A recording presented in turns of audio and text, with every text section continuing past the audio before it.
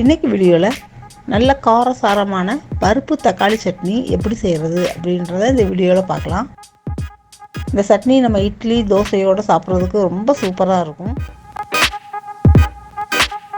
இன்றைக்கி பருப்பு தக்காளி சட்னி செய்கிறதுக்கு ஒரு 3 ஸ்பூன் அளவு நல்லெண்ணெய் சேர்த்துருக்கேன். இது நல்லெண்ணெயில் தான் செய்யணும், அப்போ தான் டேஸ்ட் நல்லாயிருக்கும். நல்லெண்ணெய் நல்லா காஞ்சதுக்கப்புறம் ஒரு ஸ்பூன் அளவு கடலை பருப்பு சேர்த்துருக்கேன்.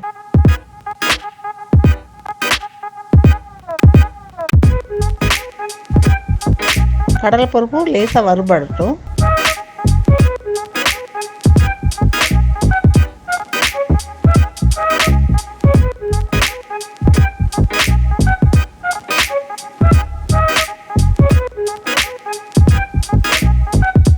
அது கூடவே ஒரு ஸ்பூன் அளவு துவரம் பருப்பு சேர்த்துருக்கேன்.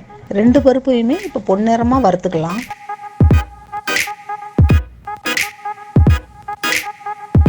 கருக விடாமல் வறுக்கணும், அப்போ தான் நல்லாயிருக்கும்.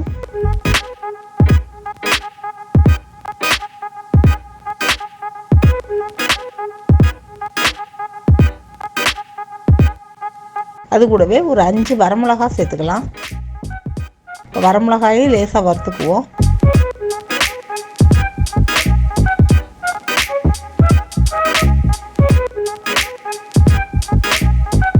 இப்போ சின்ன வெங்காயம் ஒரு 50 கிராம் அளவு கட் பண்ணி வச்சுருக்கேன், அதையும் இப்போ சேர்த்துருவோம்.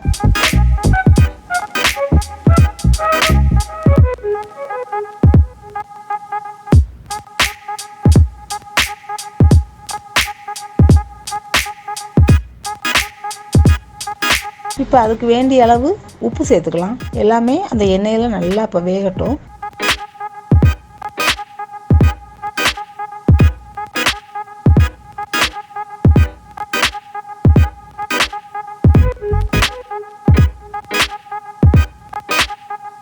இப்போ அது கூட ஒரு 5 தக்காளி பழம் பொடியாக கட் பண்ணி அதையும் இப்போ சேர்த்துக்குவோம்.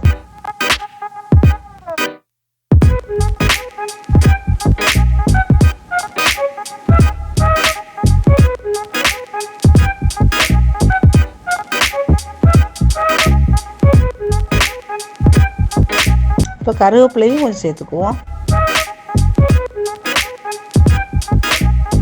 இது கூட கொஞ்சம் தேங்காய் சேர்த்துக்கலாம். இப்போ எல்லாத்தையுமே நல்லா ஒன்றா வதக்கி விட்டுருவோம். எவ்வளோக்கு இந்த சட்னிக்கு இந்த தக்காளி வெங்காயமெல்லாம் வதக்கி விடுறோமோ அவ்வளோக்கு டேஸ்ட் நல்லாயிருக்கும்.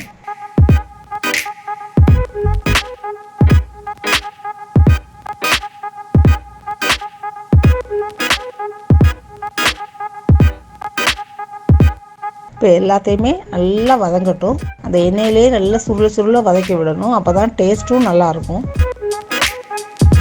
இது நல்லா ஆறுனதுக்கப்புறம் இதை மிக்சியில் சேர்த்து இப்போ அரைச்சிக்கலாம்.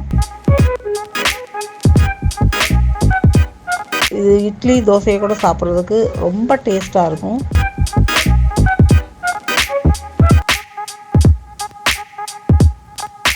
இதுக்கு நல்லெண்ணெய் மட்டுமே சேர்த்துருக்கிறதுனால அந்த நல்லெண்ணெய் டேஸ்ட்டோடு சாப்பிட்றதுக்கு ரொம்ப டேஸ்ட்டாக இருக்கும். நீங்களும் இந்த காரசாரமான பருப்பு தக்காளி சட்னியை ட்ரை பண்ணி பாருங்கள், எப்படி இருக்குன்னு சொல்லுங்கள்.